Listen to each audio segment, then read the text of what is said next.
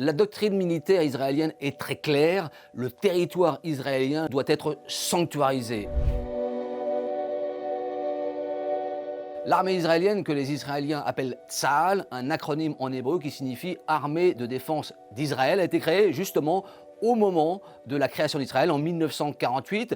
C'est une armée à la fois professionnelle, de conscription et de mobilisation générale. Elle compte 170 000 soldats professionnels et 465 000 réservistes, des jeunes gens et des jeunes filles âgés de 18 à 40 ans qui sont mobilisables à tout moment. Ces jeunes gens reçoivent des formations tous les ans. Il y a un service militaire obligatoire à partir de 18 ans, environ 3 ans pour les hommes et 2 ans pour les femmes.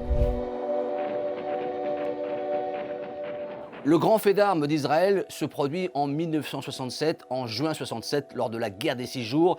En quelques heures, Israël détruit l'aviation égyptienne, détruit les aéroports et arrive dans le Sinaï jusqu'au canal de Suez. Israël envahit aussi la bande de Gaza, envahit la Cisjordanie, prend le contrôle de Jérusalem, qui était jusque-là sous souveraineté jordanienne, et envahit le Golan syrien, toujours occupé aujourd'hui. C'est une humiliation pour les armées arabes et un jour de gloire pour Israël. C'est à ce moment-là que le mythe de l'invincibilité de l'armée israélienne prend corps pour de longues années et qui reste une référence dans l'histoire militaire d'Israël.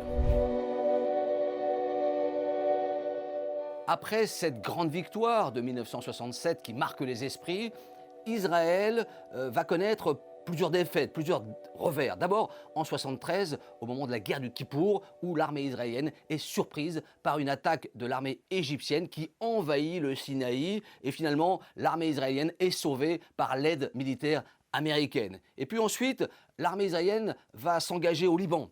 En 78, où Tsahal envahit le Liban Sud, et ça va être une sorte de bourbier, puisque au fil des ans, l'armée israélienne va connaître des pertes humaines.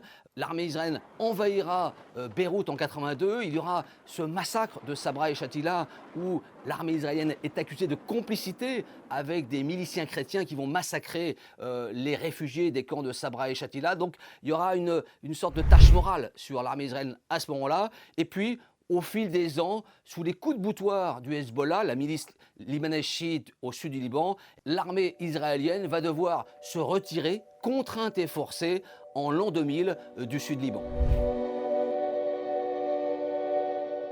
La force de l'armée israélienne, c'est d'abord sa capacité de mobilisation humaine, comme c'est en ce moment le cas à Gaza, où plusieurs centaines de milliers de réservistes sont actuellement mobilisés. Et puis, il y a cette puissance technologique avec une aviation moderne, sophistiquée, qui surpasse toutes les aviations de la région. Cette aviation israélienne est équipée d'environ 400 avions de combat, essentiellement des F-16, des F-15 et des F-35 américains. Il y a aussi une flotte de drones, il y a aussi une flotte d'hélicoptères, et puis il y a ce dôme de fer, sorte de défense anti-aérienne censée protéger d'une attaque de missiles venant de Gaza ou du Liban Sud, une défense aérienne précise à environ 90%, et puis il y a ces commandos, ces célèbres commandos israéliens qui sont réputés dans toute la région.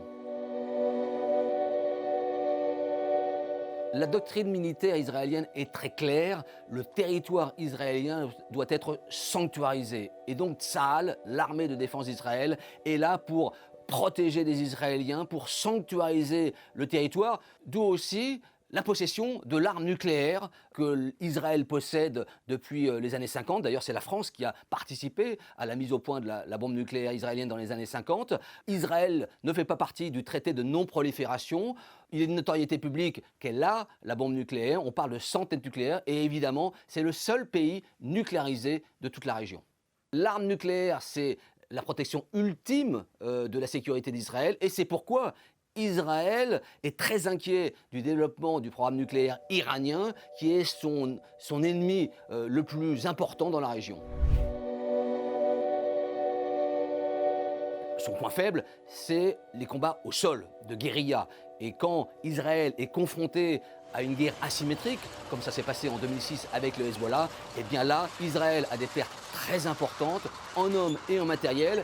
Après l'attaque du 7 octobre du Hamas en Israël, évidemment, il y a le sentiment de vengeance en Israël et évidemment, l'état-major prépare des plans de riposte pour punir le Hamas dans Gaza. Le problème, entrer dans Gaza à terre pourrait entraîner d'énormes pertes humaines et matérielles pour l'armée israélienne.